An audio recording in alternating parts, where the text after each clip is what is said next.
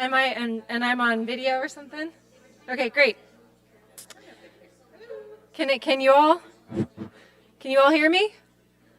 Okay, we're gonna get started. Just a few minutes late, almost perfectly on time.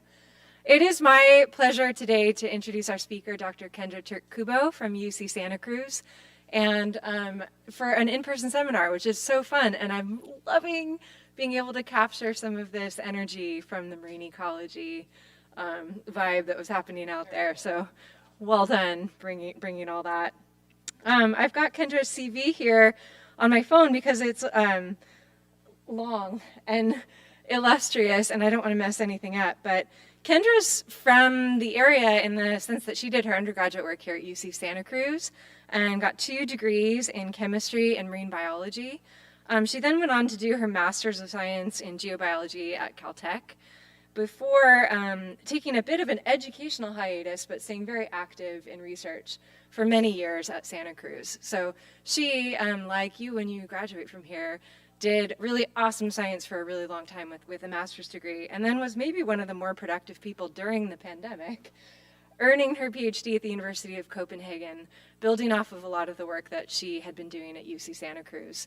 And also has recently become the new biological oceanography faculty member at UC Santa Cruz, starting her own lab up just this last summer. So we're really excited to welcome her here in that very cool professional capacity. And Kendra is one of the world's experts in diazotrophs, or nitrogen-fixing organisms that have a really important role in marine ecosystems, which she'll tell us a little bit more about today. But on a personal note, I actually met Kendra when I was a graduate student here at Moss Landing Marine Labs through some colleagues, but we didn't know each other well at the time, and I think it was during the pandemic also when we connected on Twitter.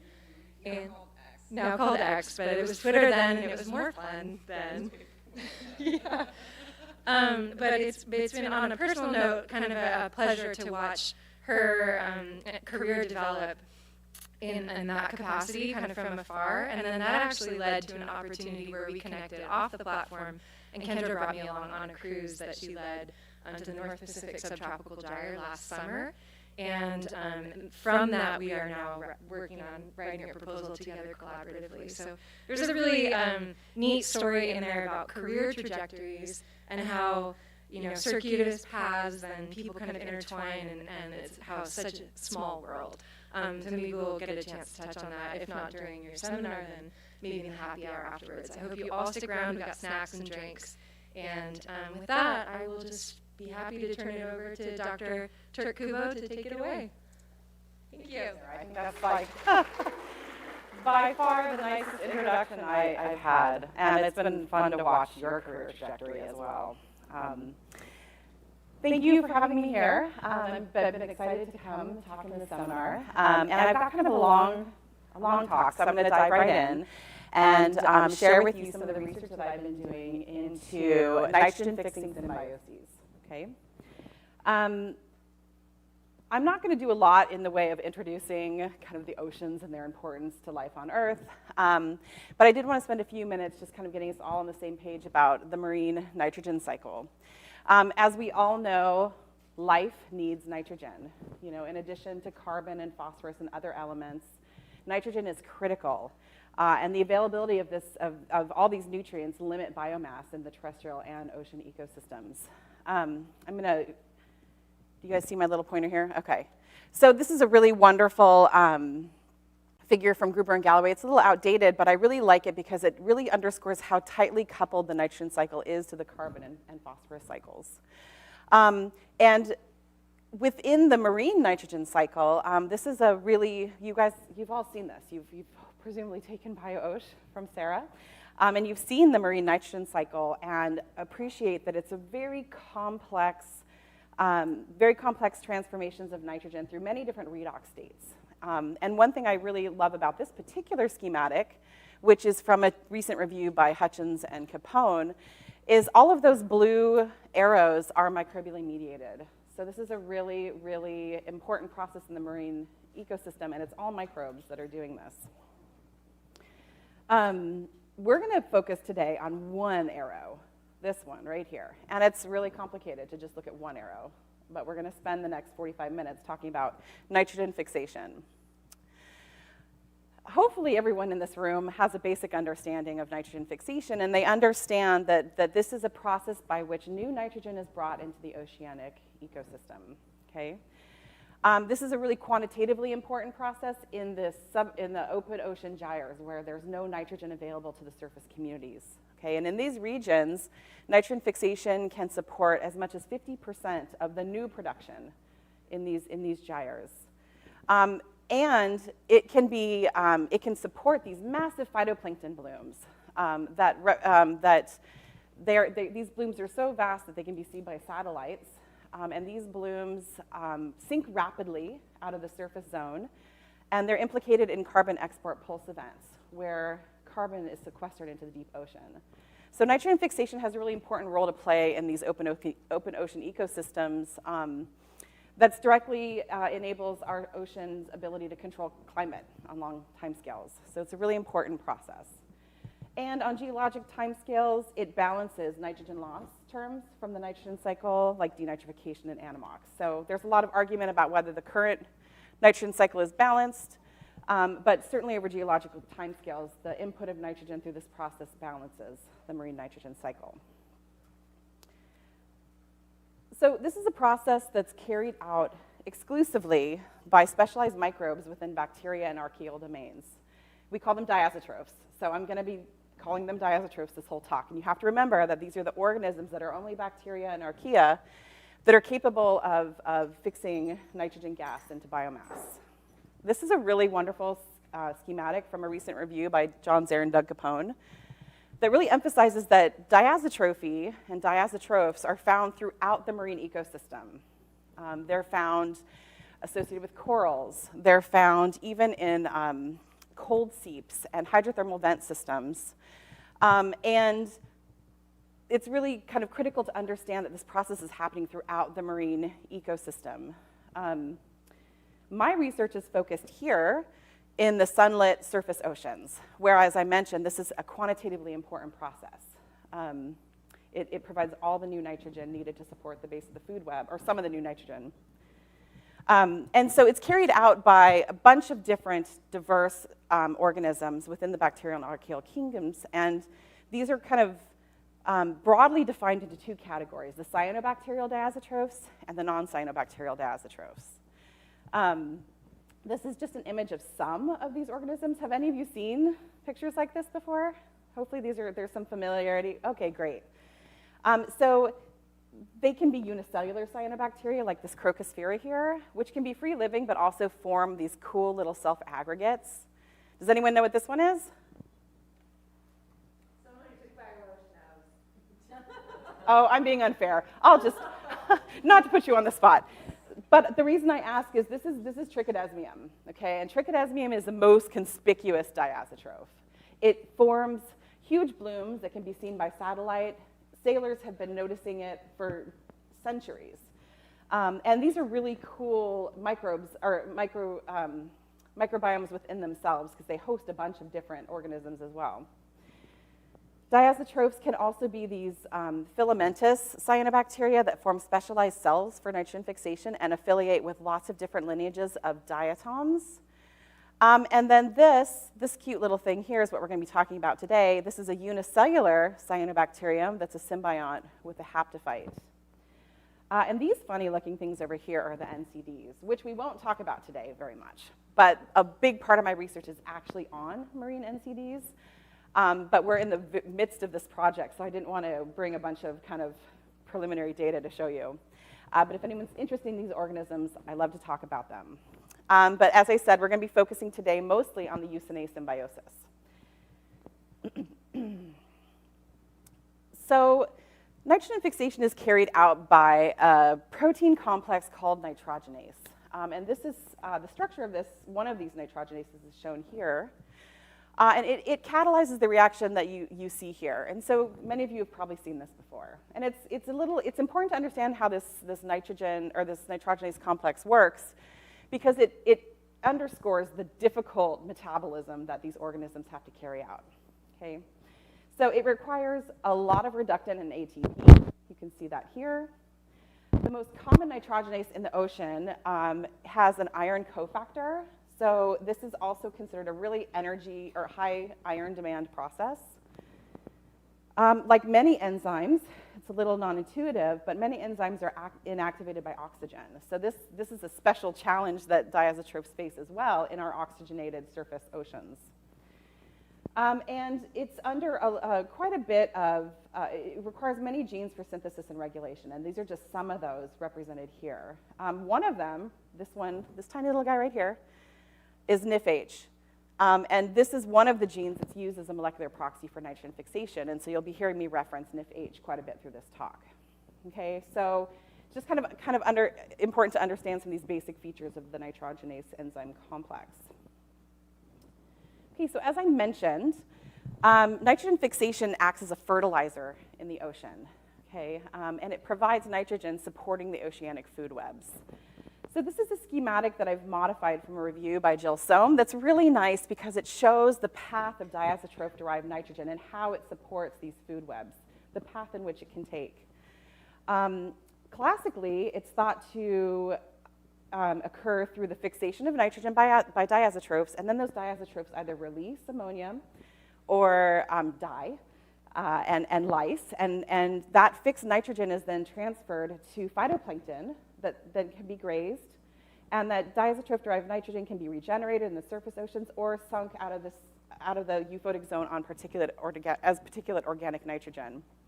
And then these big bold arrows that I've added are what we've discovered since 2011, and that's that some diazotrophs can also be grazed upon directly, and they can be directly exported on particles. So I know this is a lot of detail, but what I want you to take away and understand is that the route of diazotroph-derived nitrogen is complicated, and the diversity of the diazotrophs carrying out this process matters. These organisms have different cellular requirements for growth. They have different predators. They have different lifestyles that all control how this nitrogen enters into the ecosystem. So why do we really care? So I am not a modeler. I don't participate in ecosystem models at all. But a lot of my research is designed to try to support our efforts to model this process in contemporary oceans. And we're pretty bad at it. I'm not a modeler, so I can say that. This is one example of a recent paper that compiled a bunch of different modeling approaches. And you don't have to really understand much here. There's a lot of details involved in this paper, but the bottom line here is that all these different models have much different predictions of the magnitude and distribution of nitrogen fixation in the contemporary ocean. And there's a lot of things that hamper our ability to model this process well, and I've listed some of them here, and I won't go through them. But this one here is one that I really focus in on because all of these models, or many of them, if they're prognostic models, are parameterizing diazotrophs based on trichodesmium, which is that one that I emphasized that's its own little beast. It's completely different than all the other diazotrophs, and so we don't have these parameterized well in these models. So a big part of my research program is really focused on making more measurements of nitrogen fixation in new areas, understanding the diazotroph biogeography, and understanding their ecophysiology to try to aid these modeling efforts, because we also have a really hard time modeling it in future oceans as well. And this is an important process to improve. Okay, my time's totally off, but I'm keeping track of it over here. Okay, so for the rest of the talk, we're going to talk about two different symbiotic systems. First, we'll talk about the eucinase symbiosis, and then I'm going to share at the very end some exciting research that I'm spinning up with Sarah on these rhizoselenia mats. But first, the majority of the talk is going to be about eucinae. We'll talk a little bit more about its background, and then the research I've done looking at its activity in coastal waters, the unique physiology, and ecological interactions, which we know very little about. Okay, I assume no one here has heard of eucinae, except Sarah. Great. So I'm going to take you through a little bit of the history of the discovery of this organism because it's kind of a cool story. And much of it happened just up the road at UC Santa Cruz in John Zer's group over the last 20 years. So Eucinae was first detected in a gene survey in 1998. So John Zer went out, amplified some NIFH genes from the environment, found all these unusual sequence types. And this one in particular was phylogenetically related to unicellular cyanobacteria. So this was the original concept, very simple schematic. But we thought this was a unicellular cyanobacteria that could use sunlight energy to fix carbon and also fix nitrogen. And for a decade, this is what we thought of this organism. And we only knew it from this one gene fragment in the ocean. In 2010, using a really cool combination of techniques, including flow cytometry sorting and metagenomics, we were able to sequence the genome of Eucinae. And when we did, we found that it didn't look like a cyanobacteria at all. This genome was greatly reduced.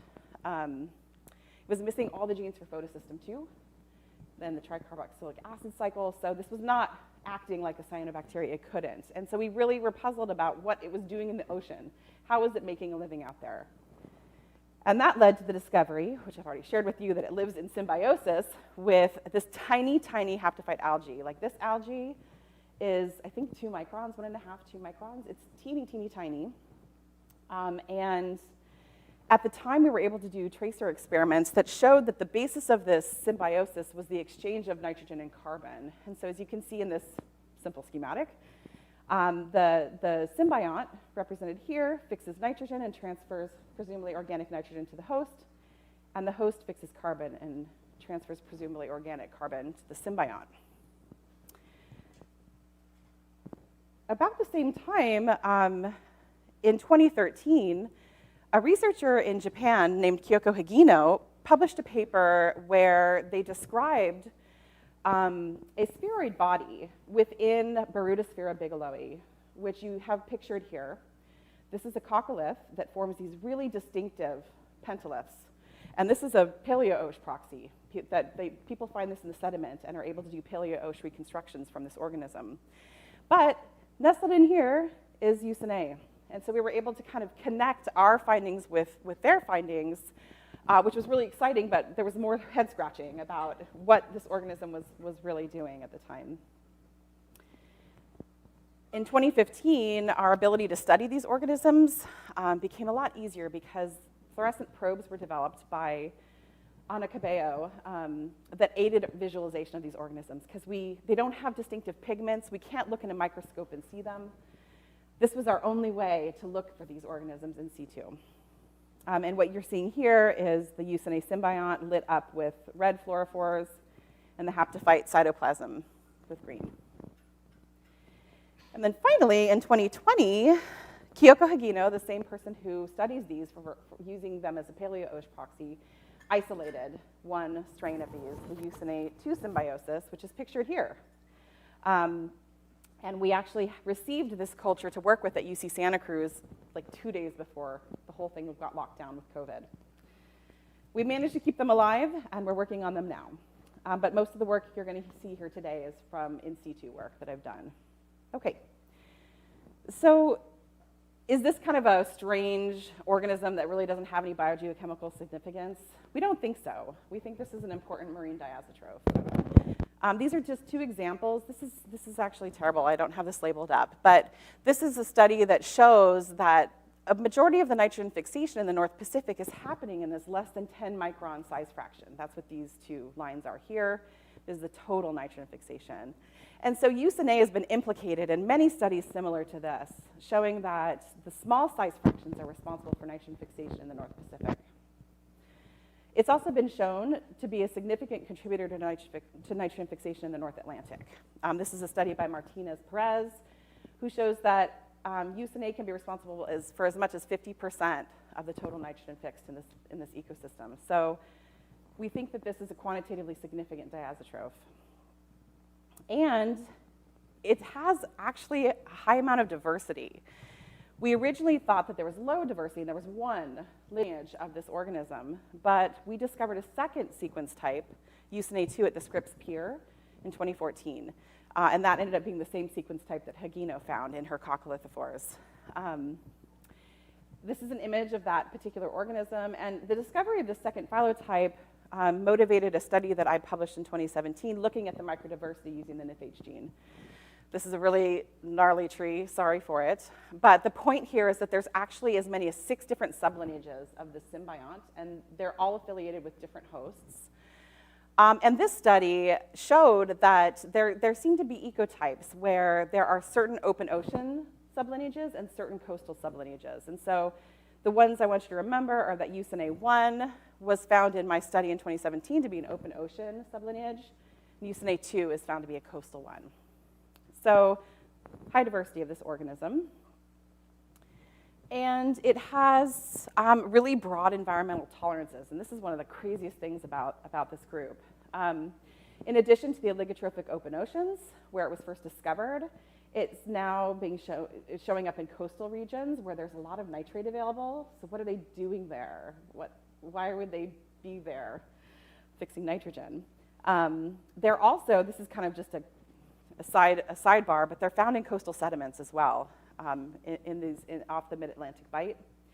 And our group has shown that they're prevalent in the Arctic, and they've recently been found in the Antarctic. So they're like really widely distributed. It's kind of hard to think of other microbial species that have the same sort of distribution, right? It's kind of wild. Okay, but the important part here to understand is this biogeography is based on qPCR and the presence of its NFH gene.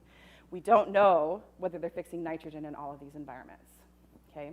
So this ended up being a really big focus of the research that I've conducted over the last several years, trying to determine whether or not the Eusine symbiosis is fixing nitrogen in coastal waters. As you all are aware, the classic view of nitrogen fixation is that it occurs in the warm, low nitrate waters of the subtropics and tropics. And this is an example of a model output that is driven by several basic assumptions about the bottom-up controls on diazotrophy. Namely, they need iron, they need phosphorus, and when nitrate is present, they're not going to be able to effectively compete with phytoplankton for those elements, so they'll be outgrown. But as I've shared with you, we're seeing Eusine in these non-classic regions for nitrogen fixation. So are they active? Also, once we discovered that they were living in symbiosis with a haptophyte, I started to wonder whether maybe we're seeing them in coastal regions because the haptophyte likes the coastal regions. And, you know, it's very happy to have other nitrogen sources in these areas, and it's able to compete for the other trace nutrients in these areas because it's an algal cell. And maybe it turns off nitrogen fixation at those times. So these are kind of the big 2 questions I was grappling with over the last few years.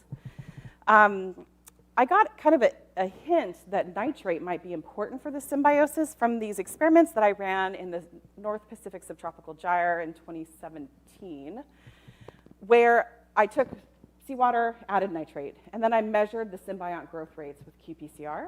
And what I found is in these high nitrate treatments, this HMP, the symbiont's growing in these. And this was a real surprise at the time because the symbiont, we know, lacks genes to assimilate nitrate. We had its genome. We knew it couldn't be using the nitrate directly.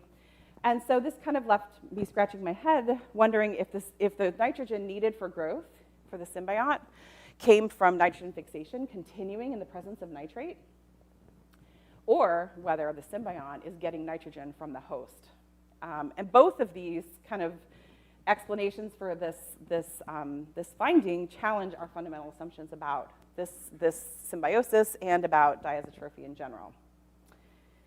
So this is all to get us to this point where I can lay out these 2 big questions that my research has been addressing. First, whether or not the symbiosis is fixing nitrogen in coastal areas, and second, whether their presence in coastal areas where there's nitrate available is due to the host physiology. So to dig into these questions, I managed a research project that was funded by NSF, where we really capitalized on this discovery of Eusine at Scripps Pure. And we thought, okay, maybe this is a region where we can do this research a little closer to home. And it enabled us to do seasonal transects off the coast of Southern California and Baja, as you can see here, coastal to offshore transects twice a year. And so this may not seem like a lot, but it's kind of hard to get budgets to do this through NSF. So we felt really glad that we could do this closer to home. And we designed this whole cruise to kind of drill into these two questions, whether or not it's fixing and what nitrogen the symbiosis uses when nitrate's available. Okay, so first we'll dig into question 1. So in order to evaluate the contribution of any diazotroph, but in this case use A, to whole community nitrogen fixation, you need to take 3 different measurements. Okay, and these are kind of detailed here. I'm not going to go into a lot of detail about the methodology, but please ask me questions later or during your hour. But the way we do this is we start with an incubation. We take whole seawater and we spike it with 15N2 labeled gas. So this is the stable isotope tracer that the nitrogenase enzyme is going to reduce just as readily as the 14N2 gas. Okay, so if a nitrogenase is active, you'll be accumulating this tracer into the biomass of these cells. From these incubations, we filter the entire particulate organic nitrogen pool and analyze the incorporation of that 15N into the particulate nitrogen using EA-IRMS. From the same incubations, we'll also filter an aliquot where we extract the DNA and use quantitative PCR to enumerate the abundances of eucin-A. And from the same incubations, we'll take a small aliquot, we'll fix it with glutaraldehyde, filter it, and then visualize the symbiosis using cardfish, which is this fluorescence in situ hybridization technique that enables us to independently see the haptophyte and the symbiont lit up with fluorescent probes. Once we're able to visualize them, we actually map them and then transfer them to a specialized mass spectrometer called nanosims that uses a cesium ion beam to interrogate a single cell and ionize that cell and measure the resulting secondary ions from that ionization. And we can detect 15N, 14N, and other stable isotopes using this technique. So once you have these 3 measurements, it's really simple. You take the single cell nitrogen fixation rates, you multiply it by the number of cells, and compare that to the whole community nitrogen fixation. So it's easy, right? Okay, so in the Southern California current system, I'm going to talk you through each of these data sets, and then we'll get to kind of the punchline. So first, and this actually blew my mind, we found nitrogen fixation occurring throughout this whole region. And this is, again, not a region that anyone thought of as an important region for nitrogen fixation. Here are the depth integrated plots for May and October, and as you can see, most stations have pretty significant rates of nitrogen fixation.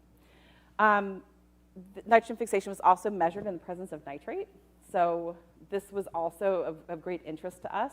And strangely, the highest rates were found on the shelf, actually. And it's still a mystery who was fixing nitrogen in that sample. There always have to be mysteries left over. But what's really important to understand is that this was only 2 cruises and only 2 seasons, but there were no differences, there were no seasonal differences in the averages, and so this is really a process that's happening probably throughout much of the year in these waters in the Southern California current system. So a new location, nitrogen fixation rates are being measured, so this really helps aid our understanding of this process. Okay, so when we looked at the abundances of eucin-A, what did we find? This is another thing that totally blew my mind. We found co-occurrence of A1 and A2 throughout this whole region. Now, if you'll remember, A1, I thought was a open ocean ecotype, and I thought we would just be finding A2. So we actually discovered A2 at Scripps because A1 wasn't there. So the fact that they were co-occurring in this region really, really surprised me. We also didn't find a lot of evidence for other cyanobacterial diazotrophs. They were there, but they were present at much lower abundances.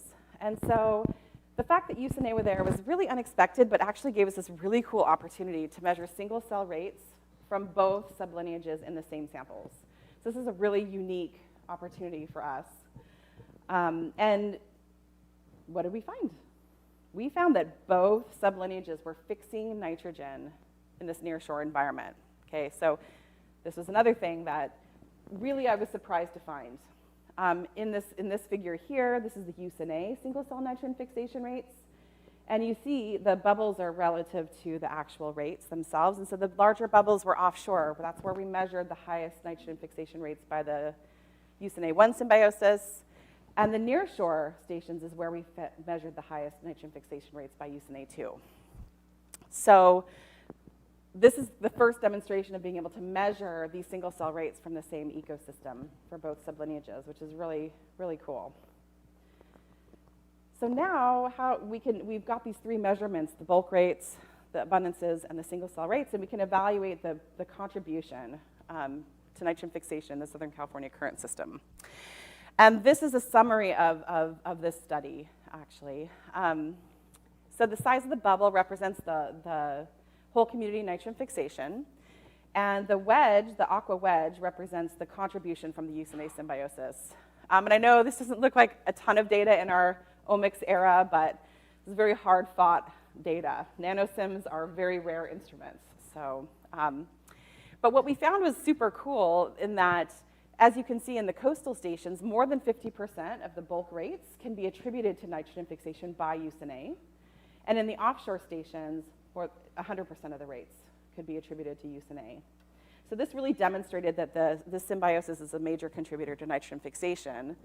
And as a side note, in the coastal stations, this was contributed by USNA2, and in the offshore stations, it was A1. So there still is some evidence of some ecotypes within these sublineages, even though they co-occur, which is pretty cool. So to kind of summarize this part, we've been able to show that the Southern California current system is a newly recognized region for nitrogen fixation. And as I mentioned many slides ago, anytime you go into the environment and measure new rates, you're informing modeling. You're creating test sets for models that are really valuable. This table here summarizes a lot of the coastal ecosystems where nitrogen fixation has occurred.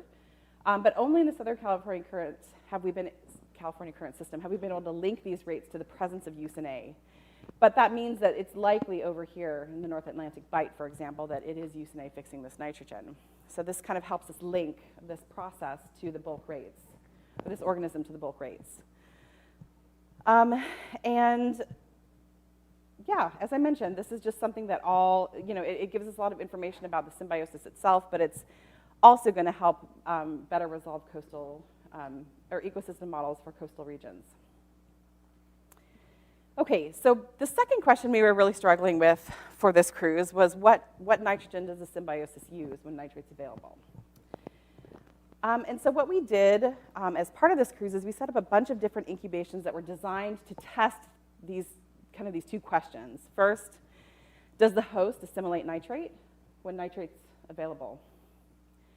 Or second, does USNA continue to fix nitrogen in nitrate-rich conditions? So this is a really overly simplified schematic of the experiments that we did. But essentially what we did is we took seawater, spiked half of it with nitrate, so we created nitrate-rich conditions. And then half of those bottles were injected with 15N2 labeled gas, okay? And the other half of those bottles were given a 15 nitrate tracer.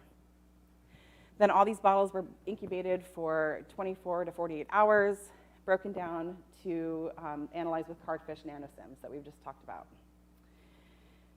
So I think this is kind of really nice to take a little extra time to think about what this double tracer approach gives us. So if we think about the symbiosis in this really simple schematic, using the simple schematic with the host being around the symbiont, if we're wanting to test whether the symbiont, what would we expect to see if the symbiont is fixing nitrogen in the presence of nitrate? So in the nitrogen gas tracer incubations, we might expect to see that 15N tracer light up both the symbiosis and the host. So we'd see the 15N throughout the entire symbiosis. But in the nitrate tracer, maybe we would just expect to see the nitrate in the host, and it wouldn't get transferred to the symbiont. Okay, so hopefully that makes sense to you all, the colors being where we see the tracer. In contrast, if the symbiont's receiving nitrogen from the host, we might expect to see something like this, where in the gas tracer experiments with 15N2, we wouldn't see incorporation of that 15N anywhere. It would just be cold. But in the nitrate tracers, we might expect to see the 15N from the nitrate throughout the host and the symbiont cells. Okay, so this is what we were trying to test. I hope that makes sense. So first, we're going to look at the data from the nitrogen gas tracer experiments. And so again, these are kind of our two working hypotheses here. So this is an example of the cardfish image that we use to triangulate where the cells are for nanosims. And what you have here are two UCNA1 symbioses that you can see labeled with fluorescent probes, and one non-UCNA cell of some sort. You can just see it labeled with DAPI. Okay? So the corresponding isotope ratio image is here. And what you're seeing is the ratio of 15N to 14N. And the warmer the color, the more incorporation of that 15N tracer into the cells. Okay? So you see that UCNA is lit up with 15N, and this non-UCNA has none. Okay? So this is just to give you an example of kind of how we find these cells and what they look like on the nanosims. And we do this as much as we can for an experiment. And this is an example of what one experiment's data might look like, where we have a number of different single-cell rates in both control and nitrate treatments. And what we found in this experiment was that the nitrogen fixation continued to occur in the nitrate treatments. Okay? And we did this, I think, 5 different experiments. So we replicated these findings over and over again. Nitrogen fixation was never turned off when nitrate was present. In this experiment and in several others, the nitrogen fixation is sometimes even higher in the plus nitrate treatments. Okay, so this is something to think about, and I'll come back to it. I'll come back to it a few times. This is a really interesting finding. And in essence, the nitrogen fixation supplies all of the nitrogen that's needed by the host, or needed for the host to grow. Okay. So, I already blacked it out. I had my animations wrong. So it was the top scenario that turned out to be true. Okay. So now let's look at the results using the nitrate tracer. Okay. Here's a cardfish image where we have one UCNA cell and 2 non-UCNA cells. Okay, and here's the corresponding isotope ratio image where I've outlined where that UCNA cell is and non-UCNA cells. And what do you see? We see a bunch of nitrate tracer in the non-UCNA cells, so they are assimilating nitrate. And in the host and UCNA, we see nothing. There is no assimilation of nitrate into this algae, which is really mind-blowing. Okay. We replicated this through many experiments, and this is actually a really boring chart, or boring bar plot, but it's really interesting biologically that we don't measure any nitrate assimilation at all in this symbiosis, okay? So we were just totally wrong with our hypotheses in general, which happens a lot, and that's great. You learn new things. So I'm showing you this from UCNA1, but we also replicated this in UCNA2. So both sublineages do not fix nitrate. This was also true in the control treatments. So this was really kind of a mind-blowing finding. We published this a few years ago in ISME, so you can pull this paper and read it if you're interested, or come talk to me. But this was a really cool project because it challenges all of these long-held assumptions about diazotrope physiology. We showed that nitrogen fixation continues in the presence of nitrate, and that the host doesn't assimilate that nitrate. So it's really just flying in the face of all the rules about nitrogen fixation. This lack of nitrate assimilation is really unusual. In fact, I combed the literature looking for examples of this, and at the time couldn't find any, except Ochromonas here, that's pictured here, and this is a mixotroph. And this particular mixotroph, if you'll all recall what mixotrophy is, this organism gets most of its carbon and nitrogen through phagotrophy. Okay, so it can also not assimilate nitrate. And there may be some examples of diatoms that can't grow on nitrate as well. This is a study that came out about Hemialis that has a nitrogen-fixing symbiont that also appears to not grow on nitrate. So this could be a broader evolutionary adaptation when you have a nitrogen-fixing symbiont. But we don't know what the underlying mechanism is. We don't know if it's genetic streamlining or some sort of like metabolic regulation. And this is something we'll be working to determine in the coming years. And finally, the stimulation of nitrogen fixation in the presence of nitrate hints at a really interesting indirect ecological effect that's linked somehow to nitrate availability. Okay? So I've shown now several data sets that kind of support this indirect effect. I've shown that the eucine symbiosis can grow when the community is stimulated by nitrate. I've shown that nitrogen fixation rates can be stimulated when the community is stimulated with nitrate, because again, the algae is not responding directly to that nitrate. And I didn't talk about this, but we also see evidence of this in situ, where on the Southern California Current System cruise, we actually occupied the same station twice, once before and once after an upwelling event. And after the upwelling event, there were stimulated rates of nitrogen fixation and eucine abundances. I wish I could tell you what the indirect effect is, but this is something I'm going to be building my research program around at the university. We've started to kind of take a brute force approach to this by imagining the sorts of like metabolites that perhaps are being exchanged.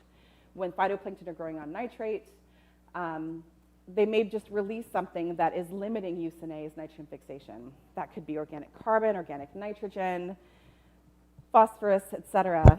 And so we've started conducting substrate experiments where we add all these different compounds and look for stimulation of nitrogen fixation. And this is just one example of the experiments we're doing that shows when we add DOC, we see increased rates of both carbon fixation and nitrogen fixation.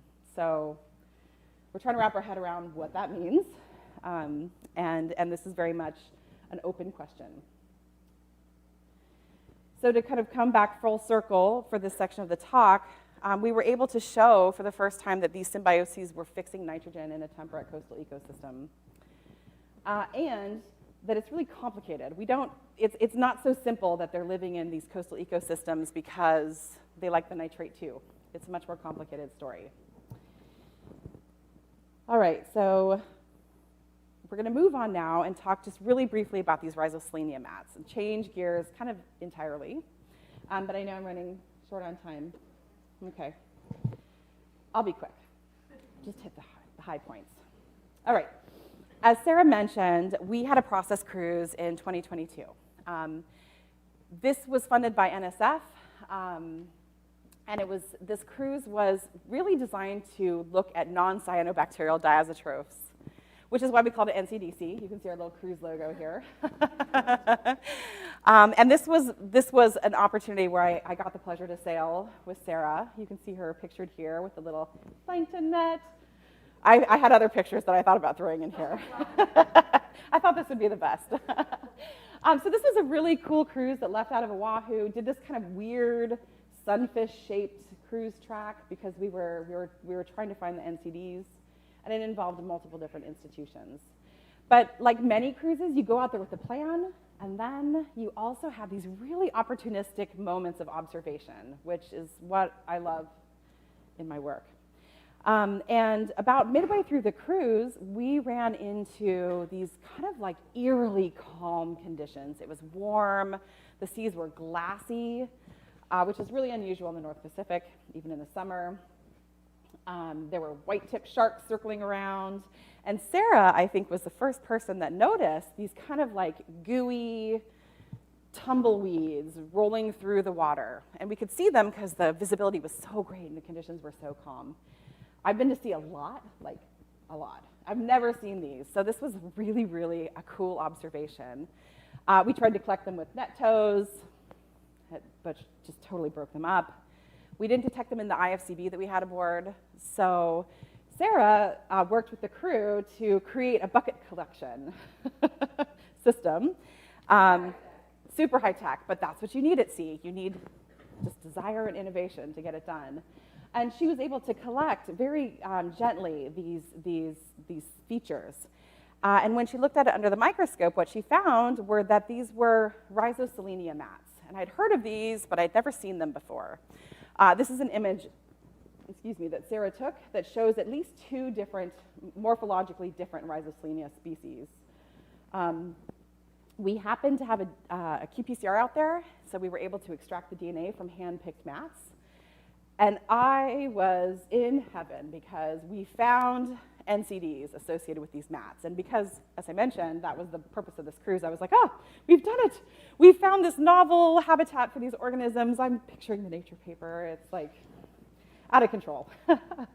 It got worse when we came back to shore and started digging through the literature on these rhizoslenia mats. And I found, I don't know, maybe I didn't find it. We found this historic paper from 1983. Okay, this was a paper written by Martinez, Aldridge, and Silver, Mary Silver at UC Santa Cruz, where they described these exact mats. And what they were able to do at the time was collect these mats under scuba. So this was their way to delicately collect these mats. And they were able to incubate them for nitrogen fixation rates by doing in situ incubations that hung these incubations from the ship. And they also brought samples back to the deck board to do incubations how we normally do nitrogen fixation at sea. Okay. What they found, this is a little small, sorry for that, but these are the in situ nitrogen fixation rates measurements that they made. These are the deck board incubations.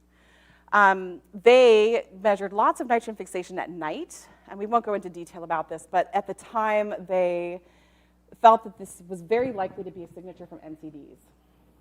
They also found these dividing bacterial cells in this TEM image. But what I think is actually more interesting is, again, this plot with a lot of no data, because what this means is that when we make nitrogen fixation measurements at sea, using the techniques that everybody, the whole world uses, you're not going to capture nitrogen fixation from these mats. If you have the luck to collect them and keep them intact, there's something about the deck board incubations that possibly destroys these ecosystems, okay? So this has potentially very big biogeochemical significance. These are undersampled features. Okay. Got them back to the lab, did a quick NIFH gene high-throughput sequencing analysis of these mats, and this is where my heart broke a little, because what we found was this orange bar. You don't need to see what all these things are, but this orange bar here is trichodesmium. So it's a cyanobacterial diazotroph that we found in these libraries. There was a little NCD there as well, but when we went back and looked at some of our images, there it is. We were like, uh-oh, there's trichodesmium with these mats. But what I think this is just the beginning of the story, because when you look at the composition of these mats compared to the marine snowcatcher samples, which collect suspended particles that are kind of the best proxy for water column diazotroph communities, they look totally different. So these mats harbor distinct diazotroph communities, okay? Why is this important? As I mentioned, these are undersampled habitats, yet people that have studied these, namely Tracy Villarreal, really argues that these may be potentially important contributors to primary productivity. And if they are receiving nitrogen from nitrogen fixation, this could be a really amazing thing to be able to demonstrate.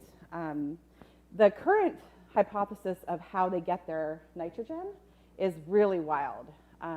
They're hypothesized to migrate. These mats are hypothesized to migrate like 100 meters down to the nitrocline and get nitrate down deep, and then come back up to the surface where they get the light they need for photosynthesis. So it's kind of like, is that kind of a difficult thing to imagine? I have a hard time imagining it. But there is evidence that these are buoyant mats, you know, and there's a lot to support this being partially the answer. But if we're now developing a program to really go after this question directly, and if we can show that these mats fulfill some of their nitrogen requirements with nitrogen fixation, that'll be a huge step forward. Okay, so this is the summary. I'll be quick. Really, we've talked about this cryptic habitat, and I think I get really excited when I think about the biogeochemical significance of this, and it being something that we're missing in the environment. And we don't know how any of these ecosystems respond to the changing ocean. And so this is consistent kind of with the notion that symbiosis is really important out there in the ocean. Eukaryotes have found a way to benefit from this metabolism in lots of different forms, from being facultative symbionts or to actually having captured endosymbionts that fix nitrogen. We just don't know where these rhizoslenia mats where they fit into all of this. The second take-home message for you all is that we don't understand the biological controls of euthanasia. So now we're kind of going back to the first part of the talk. We know that when the community is stimulated by nitrate, something happens that relieves some limitation that euthanasia is experiencing. It could be dissolved metabolites. It could be that bacteria are responding to the nitrate, and now euthanasia has prey, because we didn't talk about this, but euthanasia is also a mixotroph. And unraveling these complex interactions is kind of going to be the basis of the research program that I built at Santa Cruz. And finally, this is really just being thrown in because we haven't talked about this at all, but I was wondering if anyone was curious about the fact that we have images of this organism in a flagellated form and also in a coccolith form. This is kind of a wild thing for someone like me who studies bacteria. But it turns out that haptophytes have these really complex life cycles. And this is kind of a pet side project of mine, trying to understand what drives this coccolith formation, because we're not able to induce this in culture. And I wanted to bring it to all of your attention that right out here in the Elkhorn Slough, we have euthanasia. Okay? There was a study in 2020 by a postdoc in John's group, and we came down here to the boat launch, sampled, and euthanasia is present in the Elkhorn Slough. And so I'm starting to think about perhaps how we can leverage the slough as like a living laboratory to try to understand the life cycle of this organism and determine whether it gets deposited into the sediment reservoir and then gets resuspended, where it can then occupy the surface waters again. So there's many mysteries that remain about this topic. And with that, I will end. I'm sorry I went a little long, maybe. But I do have to acknowledge Matt Mills, who is my longtime collaborator from Stanford, who runs the Nano Shared facility. And he and I have been collaborating on these single-cell rates for years now. And of course, I don't know if anyone's met him, but my long-term mentor, Jonathan Zare, and his sidekick, Darwin. I don't know if you've seen John. Sometimes he has Darwin with him. It's a thing. And I've had such wonderful collaborations over the year. They're far too numerous to mention. And all this work was funded by NSF. So with that, I will leave you with this little plug as well, that I'm recruiting for graduate students. And I'm soon going to announce a position for a postdoc and technician. So reach out if you're interested or know people that are interested in working in this area. With that, hopefully I have time for a few questions. I'm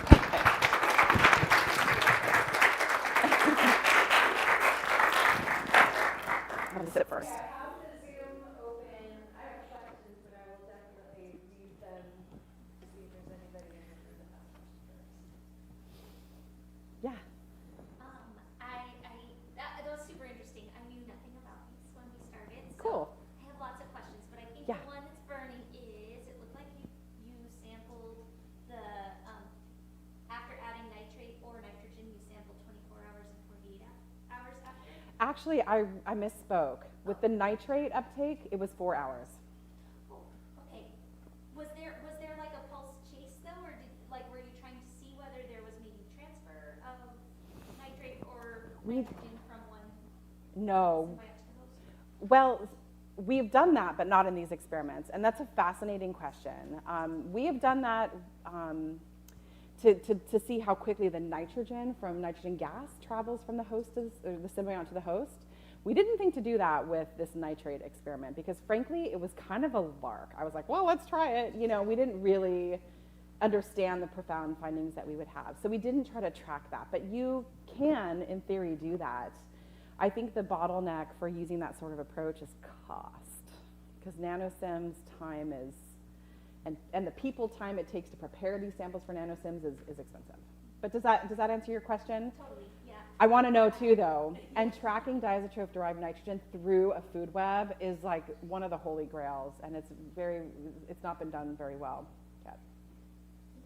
Yeah, thanks for the question. Yeah.